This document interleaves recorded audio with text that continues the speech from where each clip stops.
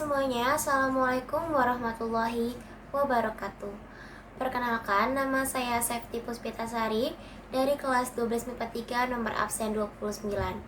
Hari ini, saya ingin menjelaskan sedikit mengenai kondisi politik dan kondisi ekonomi pada masa pemerintahan Kabinet Ali Sastrowijoyo yang kedua. Nah, yang pertama akan kita bahas adalah mengenai latar belakangnya nih teman-teman.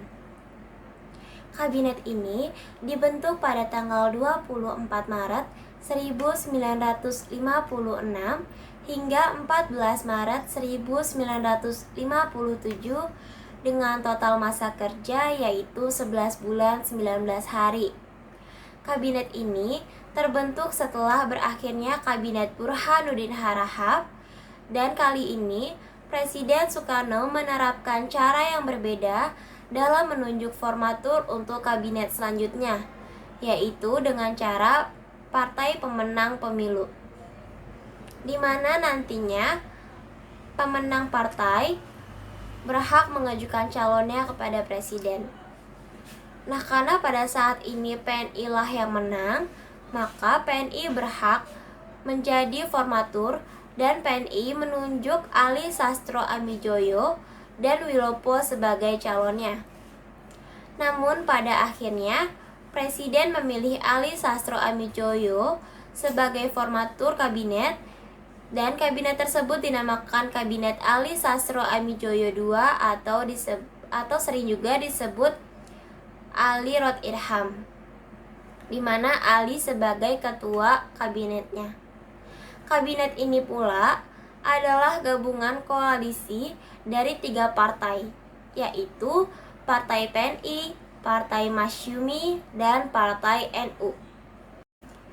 Baiklah, yang kedua saya akan membahas mengenai program kerja pada Kabinet Ali Sastroamidjojo II.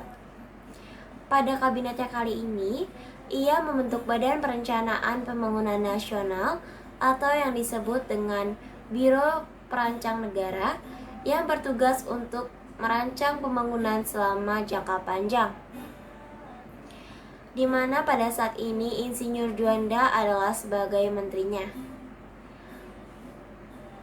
Ali mempunyai program kerja yang disebut Rencana Pembangunan 5 tahun yang akan dilaksanakan dari tahun 1956 hingga 1961, di mana isinya antara lain yang pertama memperjuangkan kembalinya Irian Barat, yang kedua pembentukan daerah-daerah otonomi dan mempercepat pembentukan anggota-anggota DPRD, yang ketiga mengusahakan perbaikan nasib buruh dan karyawan, yang keempat menyehatkan perimbangan keuangan di negara Indonesia, yang kelima mewujudkan perubahan ekonomi kolonial menjadi ekonomi nasional yang berdasarkan dengan kepentingan rakyat.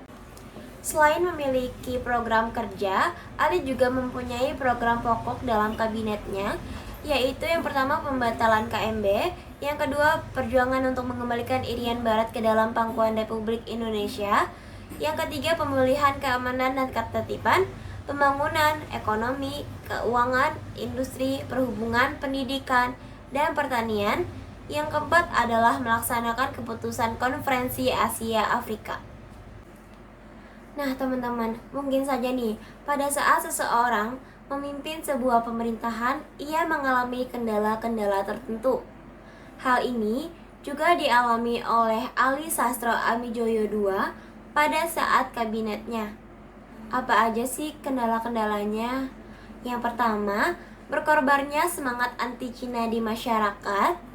Yang kedua, munculnya pergolakan atau kekacauan di daerah yang semakin kuat dan mengarah pada gerakan separatisme dengan pembentukan dewan militer, seperti Dewan Banteng di Sumatera Tengah, Dewan Gajah di Sumatera Utara, Dewan Garuda di Sumatera Selatan, Dewan Lambung di Kalimantan Selatan, dan Dewan Manguni di Sulawesi Utara. Yang ketiga, munculnya krisis di berbagai daerah karena pemerintah pusat dianggap mengabaikan pembangunan di daerahnya. Yang keempat, pembatalan KMB oleh Presiden yang menimbulkan masalah baru nih, khususnya mengenai nasib modal pengusaha Belanda di Indonesia. Banyak sekali pengusaha Belanda yang menjual perusahaannya pada orang Cina karena orang Cina inilah yang perekonomiannya nih lagi kuat.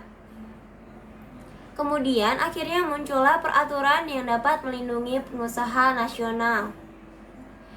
Yang kelima, timbulnya perpecahan antara Masyumi dan PNI.